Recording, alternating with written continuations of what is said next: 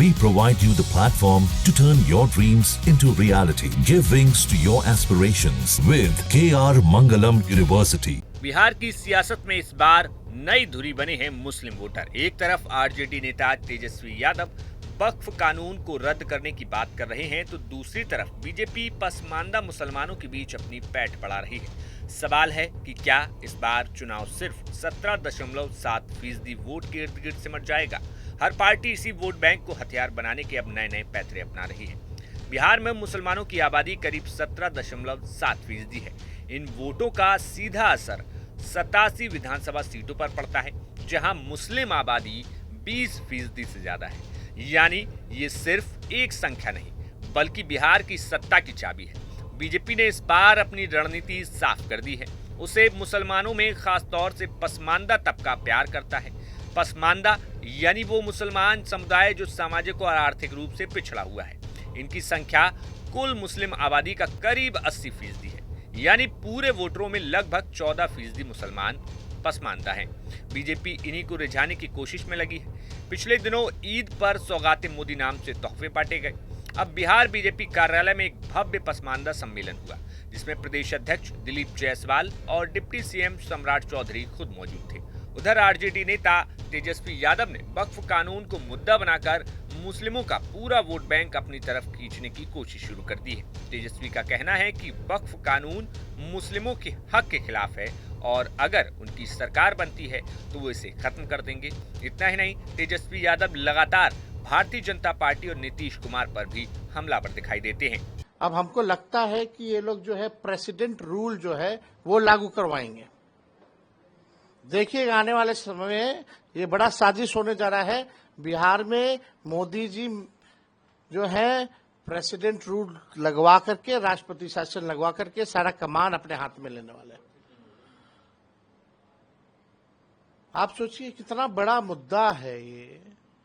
गरीबों का अधिकार छीना जा रहा, वोट का अधिकार छीना जा रहा है और इलेक्शन कमीशन मिल नहीं रही है पॉलिटिकल पार्टी से। हम पूछना चाहेंगे भाई और क्या करें? मिलने का नहीं समय दीजिएगा तो क्या करें? कहां है जस्टिस? ये तो अन्याय हो रहा है। तो क्या आपको लग रहा है कि आने वाले दिन में आप लोग के लिए और चुनौतियां होगी इस तरीके से अगर किया जाएगा तो? नहीं तो सब लोग नंगे होंगे। आप सोचिए आखिर क्यों नहीं मिलना चाह रही है भाई इलेक्शन कमीशन? एक सिस्टम है, एक ढांचा है, एक स्ट्रक्चर है। इंडिपेंडेंट बॉडी सिर्फ अब कहने के लिए हो है, बाकी सारा बीजेपी का गुणगान गाते हैं ये लोग। आरएसएस और बीजेपी के ऑफिस में कार्यक्रम बनता है इलेक्शन का, वोटर लिस्ट वहां तैयार होता है और बस शेड्यूल भी वहीं तैयार होता है और बस इलेक्शन कमीशन घोषणा करने के लिए और कुछ करने के लिए नहीं है। मोदी जी हो या बीजेपी के कई नेता कितना बार चुनाव में धर्म के नाम पे गंदी गंदी भाषाओं का इस्तेमाल किया है। आज तक इलेक्शन कमीशन ने प्रधानमंत्री या गृह मंत्री या उनके जितने चिंटू पिंटू हैं उन पे कोई कार्रवाई नहीं की है। ऑन रिकॉर्ड में कह रहा हूं, चाहे कर्नाटका में बजरंग बली के नाम को लेकर के किस प्रकार से नफरत फैलाने की बात प्रधानमंत्री कह रहे थे, यहां मंगलसूत्र छीनने की बात कर रहे थे प्रधानमंत्री, कहीं भी कार्रवाई इलेक्शन कमीशन ने नहीं किया। चुनाव के दिन, वोटिंग के दिन प्रधानमंत्री रोड शो करते हैं, प्रचार करते हैं, कोई कार्रवाई नहीं की जाती है। Election commission has become a puppet. ये करारा जवाब मिलेगा। ये लोकतंत्र की जननी है बिहार और लोकतंत्र की जननी से लोकतंत्र को खत्म करना चाहते हो, ये बिहार और बिहारी बर्दाश्त नहीं करेगा। तो आप आगे क्या करेंगे? कि आप कह रहे हैं कि आप प्रेस कॉन्फ्रेंस कर रहे हैं, ईमेल भेज रहे हैं, लेकिन रिप्लाई नहीं। अगर नहीं मिलना तो स्पष्ट मना करे, इलेक्शन कमीशन नहीं मिलना है, नौटंकी ना करे। अब बीजेपी लगातार तेजस्वी के वक्फ को दिए गए बयानों को हथियार बना रही है। जहां तेजस्वी को लेकर अब बीजेपी नेताओं ने नमाजवादी तक कहकर तंज करने शुरू कर दिए हैं, जो कि मजहब का नाम लेकर उनका शोषण करना चाहते हैं। इसलिए राजद और सपा का समाजवाद कतई समाजवाद नहीं कहा जा सकता, जिसे आजकल सोशल मीडिया में इस प्रकार का एक वर्ड यूज होता है कि नमाजवाद कहा जाए तो अतिशयोक्ति न होगी। लेकिन इन तमाम बीजेपी के बयानों पर तेजस्वी यादव को लगता है कि उन पर जितने तीखे हमले होंगे उतना ही मुस्लिम वोट बैंक उनके साथ मजबूती से जुड़ेगा। कांग्रेस का भी एक अलग नजरिया है। राहुल गांधी की संविधान बचाओ यात्रा को मुसलमानों की सुरक्षा की गारंटी बताकर कांग्रेस वोट खींचने में लगी है। वहीं नीतीश कुमार की जेडीयू का दावा है कि उसने मुस्लिमों के लिए कई योजनाएं चलाई हैं और इसलिए ये वोट बैंक अब भी उनके साथ है। वहीं बिहार चुनाव में जनसुराज पार्टी के संयोजक प्रशांत किशोर भी लगातार बिहार चुनाव में नीतीश से लेकर भाजपा और राजद पर हमला कर रहे हैं। लोग कहल कि ना भैया हमनी के बिहार में बिजली चाहिए, सड़क चाहिए, पानी चाहिए।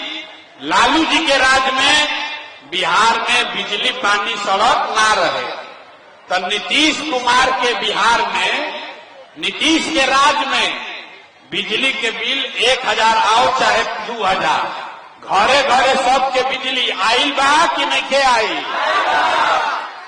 रउआ हम फिर वोट देनी जा कुछ आदमी कहल कि ना भैया हमरा तो सिलेंडर पर सिलेंडर चाहिए, हम तो सिलेंडर पर खाना बनाई। तो सिलेंडर के दाम 1000 हो कि 1200, घरे घरे सिलेंडर बटाई बा कि नहीं के बटाई। आपने हमने वोट दिया जाति के नाम पर। आदमी बिहार में कहेला कि जी ही चाहे मर जाए, अपना जात वाला के ही हम वोट दे।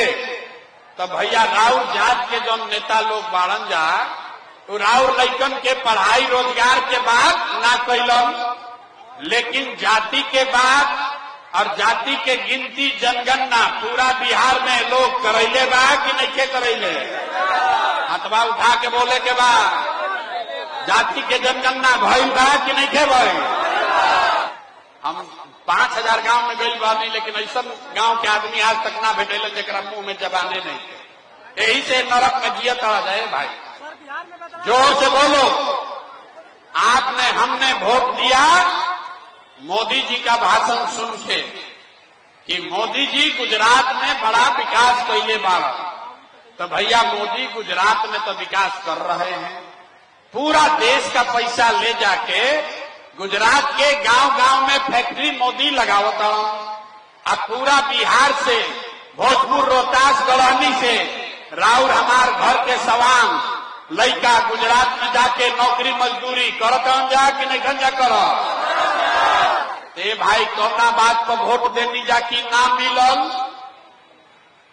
रउआ तो अपना लइकन के नाम पर कहनी है कि भैया जीवन में हमनी के अपना लइका के पढ़ाई रोजगार खातिर वोट ना देनी जा। तो इहे बात, इहे जादू दिखावे रउआ के पास आइल बानी। हम वोट ना मांगी, इहे बतावे आइल बानी कि बोअब बबूर तो आम कहां से खाई। वोट दीजिएगा 5 किलो अनाज के लिए तो रोजगार कहां से भेटाई। वोट दिया जाति के नाम पर तो लइकन के पढ़ाई कहां से हो। अरे भाई रउआ 5 किलो अनाज खातिर वोट देनी तो रउआ 4 किलो अनाज मिलता। आपने मंदिर के लिए वोट दिया तो अयोध्या में मंदिर बन गई। रउआ बिजली खातिर वोट देनी, घरे घर बिजली आ गई। रउआ जात खातिर वोट देनी, घर घर जात के चर्चा चल रहल बा। रउआ सिलेंडर खातिर वोट देनी, घरे घर सिलेंडर बट गई। रउआ गुजरात के विकास खातिर वोट देनी, गुजरात में फैक्ट्री लग गया। आपने अपने बच्चों के पढ़ाई रोजगार के लिए वोट नहीं दिया। यही से पूरा बिहार के लड़का अनपढ़ मजदूर हो गईलन। इहे बात बतावे आइल बानी, वोट नहीं मांगो। बता दें कि 2020 के विधानसभा चुनाव में एनडीए को मुस्लिमों से सिर्फ 5% वोट मिले थे, लेकिन 2024 के लोकसभा चुनाव में ये आंकड़ा बढ़कर 12% तक पहुंच गया। बीजेपी को लगता है कि इसका श्रेय पसमानदा मुस्लिमों की ओर मिले समर्थन को जाता है। तो वहीं तेजस्वी को भरोसा है कि मुस्लिम वोट अब भी आरजेडी के साथ है और वक्फ कानून विरोध उनकी पकड़ और मजबूत करेगा। फिलहाल देखना होगा कि बिहार के इस विधानसभा चुनाव में ऊंट किस करवट बैठेगा और राजनीति में क्या कुछ उथल पुथल देखने को मिलेगी। जहां भक्ति है हर शब्द में, कथाओं में छुपे हैं दिव्य रहस्य और ज्योतिष देता है जीवन को दिशा। धर्म से जुड़ी हर बातों को जानने के लिए हमारे चैनल स्तुति को सब्सक्राइब करें। चैनल पर जाने के लिए इस लिंक पर क्लिक करें।